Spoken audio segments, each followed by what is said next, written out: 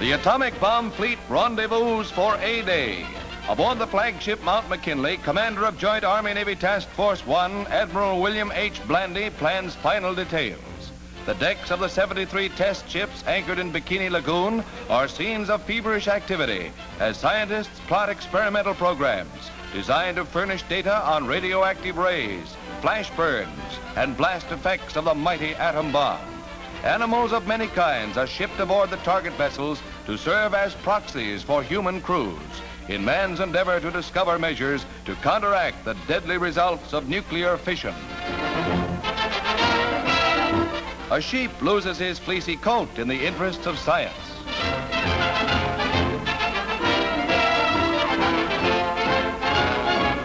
Special ointments are applied to determine their protective qualities. Other parts of the exposed areas being left bare to the atom blast. Hundreds of samples of pigments, metals, and fabrics are placed aboard the test ships to reveal to the evaluation board and Manhattan District engineers the extent of atomic destruction.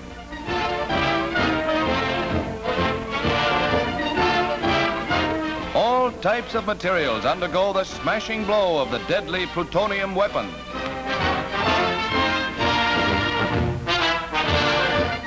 Engineers make a trial run with instruments to record the terrific heat spawned by the blast.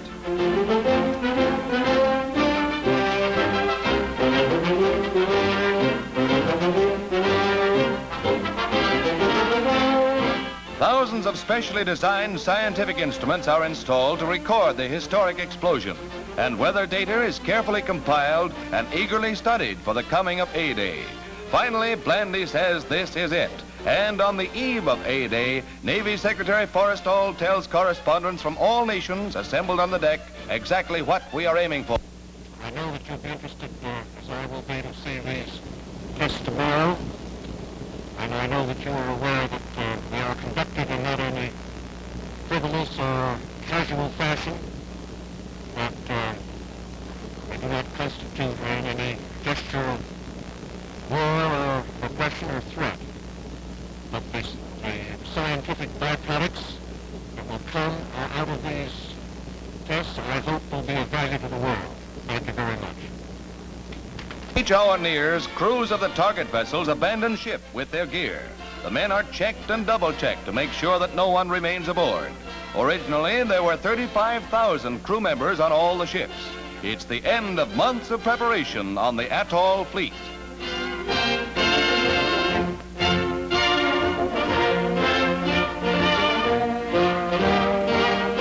The last man to leave is Captain L.H. Bibby, who remains to make sure every man is off before leaving himself. As he does, the striped all-clear signal flies at the yardarm. The Bikini fleet is ready for the hour of sacrifice. On Kwajalein, ground crews put the finishing touches on the air Almeida that will take part in the tests to come. The lethal A-bomb is wheeled, carefully screened, toward the B-29 that is to carry it to Bikini. With highest precautions and secrecy, it is loaded aboard, hidden from all but a select few. Armed guards prevent any approach to the plane. Majors Wood and Swankett, bombardier and pilot respectively, talk over the history-making mission of Dave's dream. As the moment for takeoff approaches, the hand-picked crews don chutes.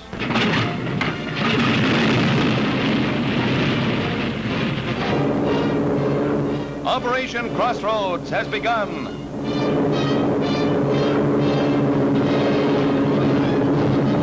Secretary Forrestal tensely watches the atom plane's approach to Bikini and the fateful $70 million test. On this bombardier rests in large degree success or failure. Crew members are tense. Signals start.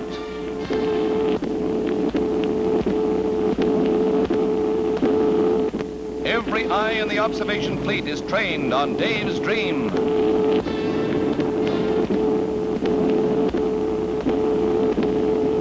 The bombardier's supreme test is at hand as the bomb bay doors open.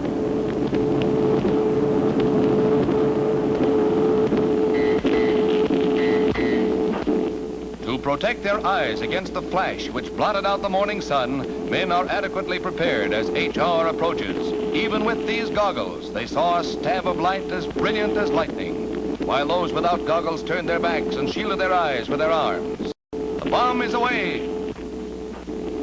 It's falling. The seconds tick away.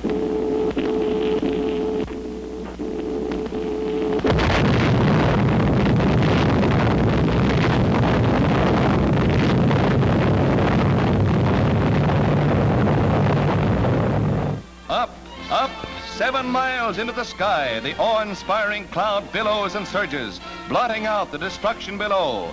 There is no earthquake, no tidal wave or other catastrophe to justify the fears of some.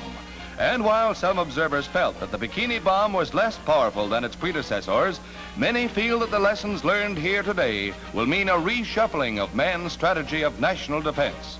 The final verdict remains shrouded in military secrecy.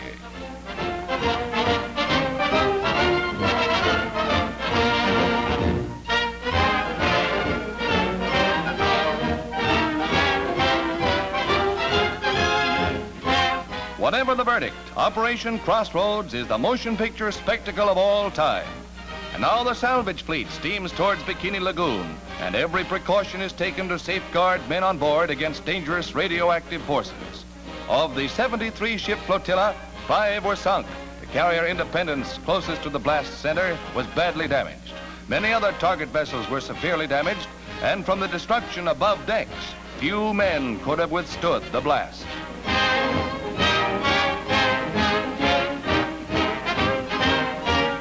While the final results are assessed, let's view the blast as filmed by another camera. Once again, we see the destructive power of atomic energy.